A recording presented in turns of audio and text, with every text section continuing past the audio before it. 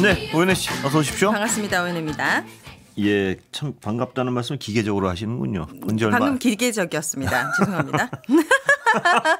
인정도 빠르시고요. 아유, 저는 참. 무조건 인정도 빠릅니다. 예, 네. 어떻게 이렇게 고민도 안 하시고 금방 인정을 하실 수 있을까요? 지금 약간 배고프셔가지고 약간 예민하신 것 같은데 저한테 화풀이하지 마시기 바랍니다. 오늘 저녁 짜장면 그냥 마음 놓고 드세요. 그냥. 제가 소식하시는 분치고 성격이 좋은 분을 본 적이 없어가지고. 자, 곱빼기 드시기 바라겠습니다. 댓글 하시죠. 3166님께서 예. 어제 탄핵 심판은 구차 변론이 아니고 구차한 변론이었던 것 예. 같습니다. 네. 동의합니다. 네. 예. 4230님께서 내란범들 진짜 밉습니다. 어떻게 K-팝 스포츠, 반도체, 자동차로 빛나는 이런 멋진 나라를 망쳐놓을 수가 있나요? 자다가도 울분에 잠자다가도 한숨이 나와요. 벚꽃 피기 전에 끝나길 바랍니다. 벚꽃 언제 피죠? 4월에 피나요? 3월이면 요즘에 날이 좀 따뜻해져가지고 3월이면 피더라고요. 3월 말 피죠? 그럼요. 네, 그러면 네. 그 전에 끝날 것 같은데요. 조금만 참아주시기 바랍니다. 어제 있었던 손석희 앵커의 질문들에 봉준호 감독님이 나오셔서도 이 내란 관련해서도 지금 외국 배우들한테 항상 뭐 지금 로제 아파트 뭐 이제 오징어 게임 후속편 이런 얘기를 하다가 갑자기 개요? 전혀 정말 전 세계에 보더라도 창피한 일입니다. 예, 저도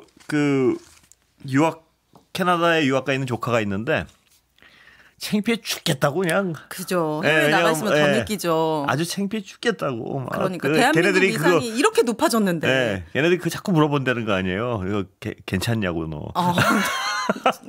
그러니까요. 하루아침에 이렇게 나락으로 보냈습니다. 네, 8077님께서 블랙 유머 하나 해봅니다. 깜짝 놀라지 말아주세요. 자, 우리 모두 심플하게 부정선거와 부실선거가 있었다는 걸 인정하면 어떨까요? 그리고 그 부실한 투표로 당선된 윤석열 대통령을 당선 무효로 하고요. 그간 받은 모든 혜택을 반납받죠. 또 부정선거를 주장하는 국회의원들 모두 의원에서 내려보내고 세비 반납하고 대통령과 국회의원 새로 뽑으면 깔끔한 거 아닌가요? 네. 논란거리도 안 되는 거 자꾸 들으려니 짜증납니다. 네, 이분도 화가 나시고 짜증나니까 이런 농담까지 하시겠지만 저도 그래서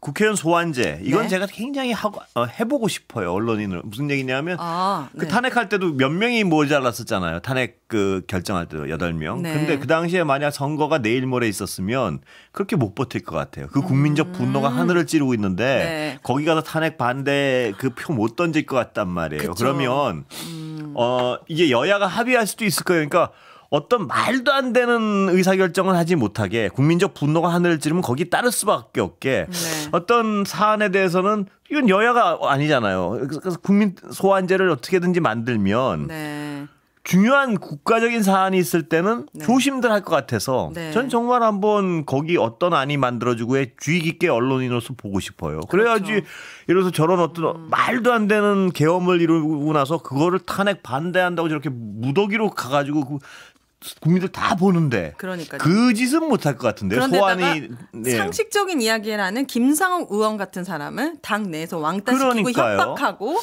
이런 일은 정말 그런데 내일 모레 선거가 있으면 저 사람들 많이 변할 것 같아요. 그렇죠. 그래서 소환제를 어떻게 현실 가능하고 또 누구 손에 안 보여요? 뭐 손해 볼 게 뭐 있겠습니까? 어떤 사안에 대해서 말도 안 되는 일만 못하게 그거 만들었으면 좋겠어요. 그렇습니다. 자, 여당에서는 조기 대선은 없다. 탄핵은 기각될 것이다. 겉으로는 이야기하고 있지만 정작 속으로는 조기 대선에 대해서 다들 눈길이 쏠려 있는 듯합니다. 여당의 대선 주자들 슬슬 존재감 드러내고 있는데요. 특히 한동훈 전 대표의 등판에 관심이 쏠리고 있습니다. 그렇습니다. 자, 한동훈 전 대표 이달 말에 책을 내고 본격적으로 정치 복귀를 할 예정인데 현재 도서 사이트에 가면 예약 판매를 받고 있습니다. 저자 소개 부분에 눈길이 가는데요. 제가 잠깐 저자 소개가 어떻게 되어 있는지 소개해드리도록 하겠습니다. 자, 1973년 서울 중화동에서 태어나 청주 모충동에서 자랐고 서울대 법대를 졸업하고 37회 사법시험에 합격했다. 사법연수원을 수료하고 공군 법무관으로 입대해 36개월간 강릉 18 전두비행단에서 복무한 뒤 대위로 전역했다. 국민의힘 당대표와 비상대책위원장을 지냈으며 그에 앞서 법무부 장관으로 일했다. 이성과 합리, 상식과 국민의 눈높이를 중시하는 자유민주주의자다. 근데 이분이 21년 동안이나 몸담았던 검사 생활에 대해서는 아예 언급조차 안 했어요. 그러니까 이게 너무 신기하네요. 네. 이게 자신이 평생 몸담고 그렇게 또 검찰을 좋아했지 않습니까? 근데 네. 이게 선거에 뭐 유리할 리는 절대 없겠죠. 왜냐하면 그렇다고 21년 그러니까요. 활동을 눈 가리고 아웅이란 말을 이럴 때 쓰겠죠. 뭐냐면 네. 그건 인정을 해야죠. 뭐 이걸 어떻게 뭐 가린다고 가르치겠습니까? 근데 네. 지금 국민들이 검찰 출신의 대통령이 무슨 일을 하는지 많이 봤지 않습니까? 네. 그래서 당연히 검찰 출신이란 검찰에 평생을 몸담았다는 얘기를 하기가 부담스럽겠죠. 근데 그 부담스럽다고 해서 네. 이렇게 전 이 부분 쏙 관친다고 그 경력이 없어지겠습니까? 그러니까요. 그런데다가 저는 이제 되게 손발이 오그라드는 책 대목도 있는데 좀 소개해드릴까 합니다. 뭔가요? 잘 참으세요. 장관과 당대표 시절에는 네. 정제된 논리와 깔끔한 언변으로 거대 야당의 폭거에 맞서 싸우며 1대 180이라는 별칭까지 얻었다. 강강양약으로 권위주의 타파, 구태정치 개혁 등의 한국 정치에 새로운 바람을 일으키고 있다. 뭐? 좋아하는 분들은 왜 이렇게 웃으세요? 아니 이거를 어쨌든 한동훈 전 대표랑 같이 상의하면서 예. 서로 맞춰가지고 합의하에 쓴 예. 거 아니겠습니까? 예.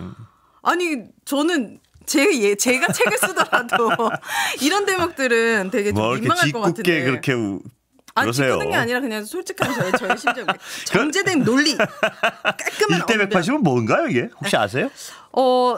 이런 별명을 우리가 옛날에 그 초등학생들이 싸울 때 나 10대 1이었어 뭐 이런 건가요? 이런 이게? 별명은 이제 네. 이 책을 왜 지어낸 건지 저도 이런 별명은 처음 들어봤고 강강양약이 맞는지 저는 그 막 비바람이 치던 날 이렇게 90도 폴더 인사요? 폴더 인사 뭐 이런 것들이 많이 떠오르고 그때 그러거든요. 네. 그 등치 큰 분이 약했겠죠.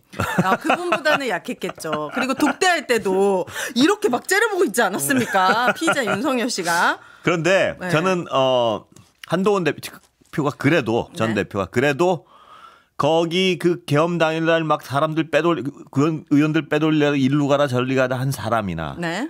혹은 뭐 그 이후에도 탄핵을 계속 뭐 계엄은 반대하지만 탄핵은 뭐 반대한다 뭐 이런 이상한 얘기 논리를 지금까지도 하고 있는 분들에 비해서는 네.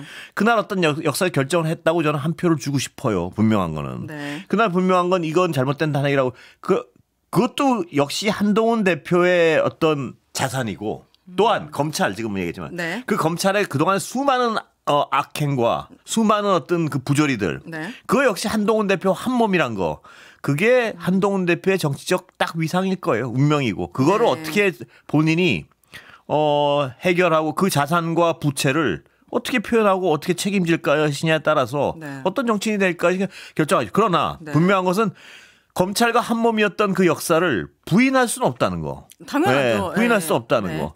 또 그 여당 내에서 아무리 극우주의적인 사람들이 비난을 해도 한동훈 대표는 그날 하루는 역사적인 선택을 했다는 거. 네. 그런 어떤 역사적 사실을 다 안고 뭐 어떤 정치인이 되겠죠. 네. 예. 여당 대선 주자가 누가 될지 네, 관전 그렇습니다. 포인트가 될 것 같습니다. 또 하나 한동훈 대표가 부인할 수 없는 역사는 그 대통령의 그 모든 악정 속에 여당 대표를 했었고 네. 뭐 거기서 별다른 어떤 성과를 못 이뤄냈다는 거. 그 네. 모든 게 자산이자 부채죠. 근데 제가 지금 기억나는 자산은 오직 하나. 근데 그 작은 자산은 아니에요. 그래도 그 대선 계엄날은 주자로서의 네. 어떤 자격이 있습니까? 뭐 저한테 묻지 마세요. 근데 아니 그냥 사전을 여쭤보는 겁니다. 계엄 네. 당일날은 네. 그래도 네. 역사적인 선택을 했다. 네. 그 중에 그 여러 그 절대 다수의 그 의원들보다는 분명히 정상적 상식적인 판단을 한번 한 거. 네. 그거는 이분의 자산이라고 분명히 생각합니다. 예. 알겠습니다.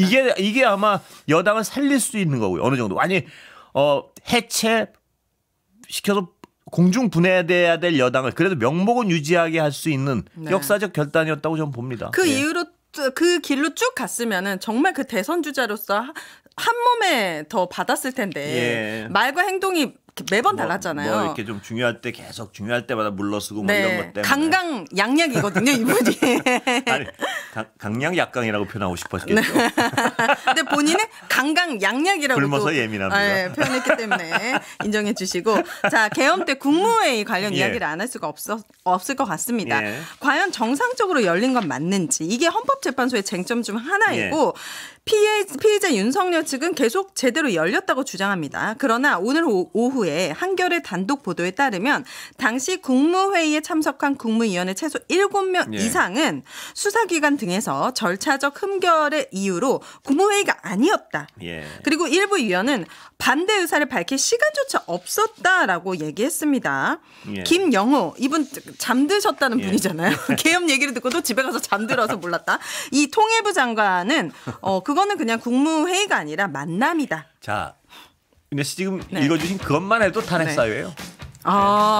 국무회의가 불법적으로 이루어지지 않았다는 것만 해도 이것만 해도 탄핵 사유예요. 좋은 결과 기대해 보도록 하겠습니다. 감사합니다. 수고하셨습니다.